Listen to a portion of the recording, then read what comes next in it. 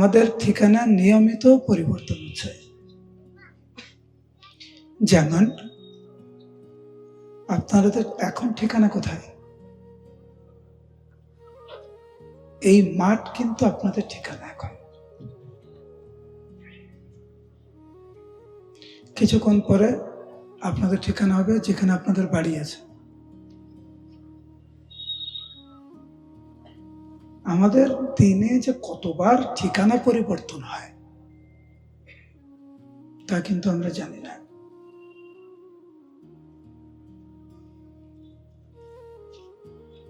শরীরের ঠিকানা সবসময় পরিবর্তন হয়, আর শেষ ঠিকানা হচ্ছে শ্মশান ঘাট।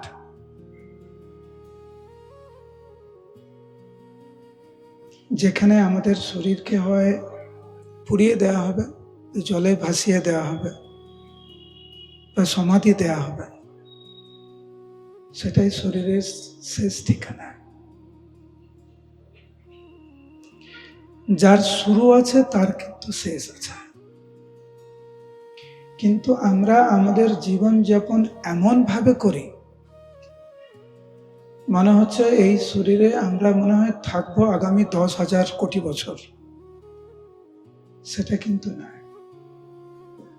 কখনো মনে হয় না আয়নার সামনে দেখে চুলটা পেকে গেল এত তাড়াতাড়ি? শরীরের আয়ু যখন এত কম, এই শরীরের যখন কোনো নিশ্চয়তা নেই,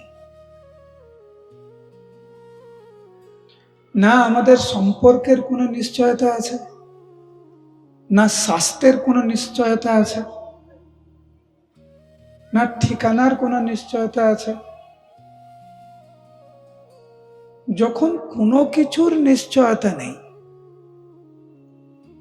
এত দ্বন্দ্ব কিসের?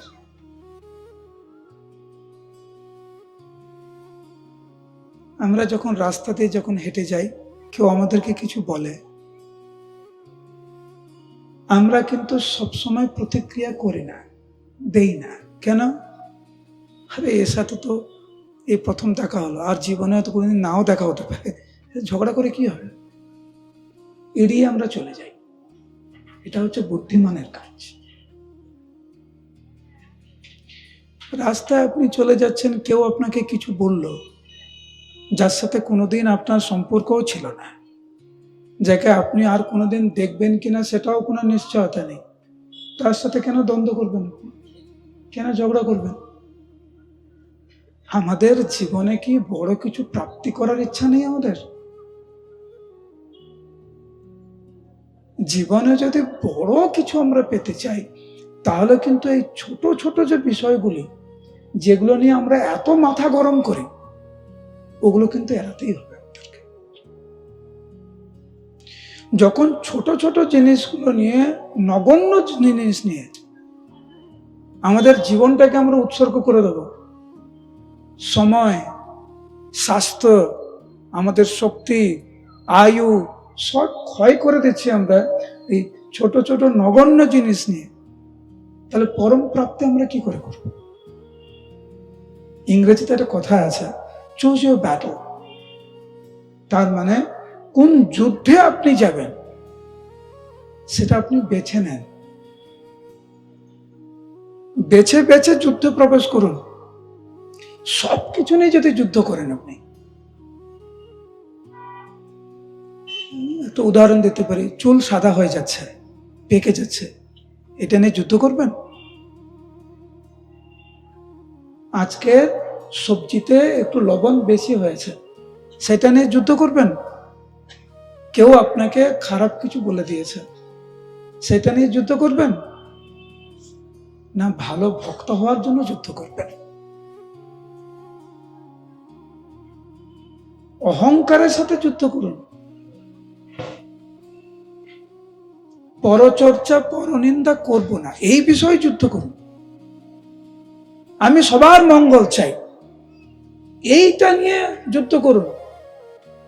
আমি কারোর সাথে দ্বন্দ্বে যাব না, এইটা নিয়ে যুদ্ধ করুন।